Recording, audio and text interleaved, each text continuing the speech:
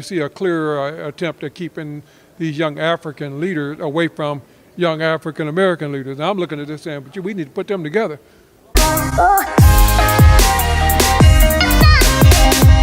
Hello, my name's Iveoma and I'm obsessed with telling the stories of Africans in the diaspora who are building businesses in Africa. I went to the USAID Summit and got the chance to meet Melvin Foote. He's also the president and CEO of the Constituency for Africa, an organization that is building U.S.-Africa foreign policy relations. He's essentially building a roadway between Africa, the diaspora, and the U.S. government.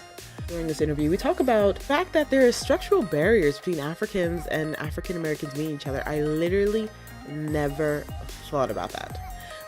I think my mind was blown, and all of this is coming up. I also heard that you were the one who started Yali. President Obama had just come to power. Our country was in a wreck. The stock market had crashed, the housing market had crashed. We were fighting two wars, no money in the bank, no ability to really do anything in Africa because he had to work on American jobs and get the country stabilized. So they sent a guy to me to ask what did I think President Obama could do to show he's interested in Africa without having to spend a lot of money to do so. I wrote a paper that I encouraged him to look at the next generation, spend your time with the young ones coming up, the next generation. And they bought that, they liked the idea. It resonated with a young president who really saw the need to transform Africa. And so the Yali was developed as a result of that. And I'm really pleased with Yali. I have some issues with it, the implementation of it. They do a very good job of logistics. They're very good with the visas and they're very good with all the structural type stuff. But what they don't have is the linkages with African Americans. And you see a clear attempt at keeping these young African leaders away from young African American leaders. And I'm looking at this saying, but we need to put them together. So that 10 years from now, we got a powerful Pan-African driven, and they look at that and say, oh boy, we don't want that to happen. And so I think that there's a lot of good achieved with Yali, and I think that it's going to have a tremendous impact in the future of Africa. I definitely agree with that. How do you think African American leaders can connect with diaspora leaders? There's been a gap between African Americans and Africa. And so the problem I'm having with Yali is the same problem that historically been the case. When Africans were brought over here to go to school in the 60s and 70s, they took them to Minnesota. They took them out to Iowa.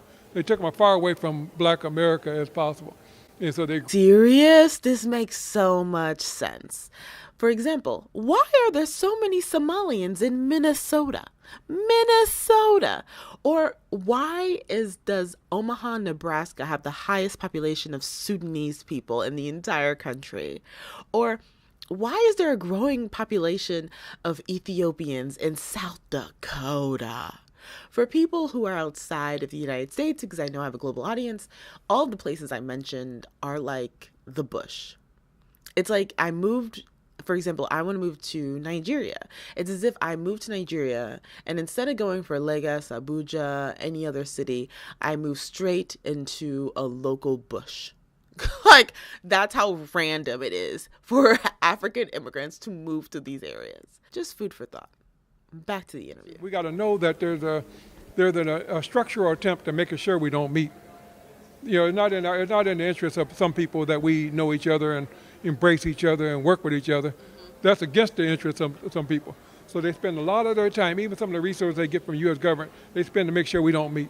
They miseducate African Americans about Africans. They miseducate Africans about us. They do that on purpose, So some of this is the media has got to play a better role, and the conscious media has got to play a better role in sharing these stories, sure this next generation is connected. And then we got to find ways to make sure we build the bridge. With internet being what it is, with technology being what it is, there's no reason why we can't be communicating in real time, real speed all across the world. So is there anything else you would like to add? Oh, I'm just saying it's great to talk to you. I appreciated learning about what your mission is and your passion is. And I'm looking forward to working with you going forward. Hey.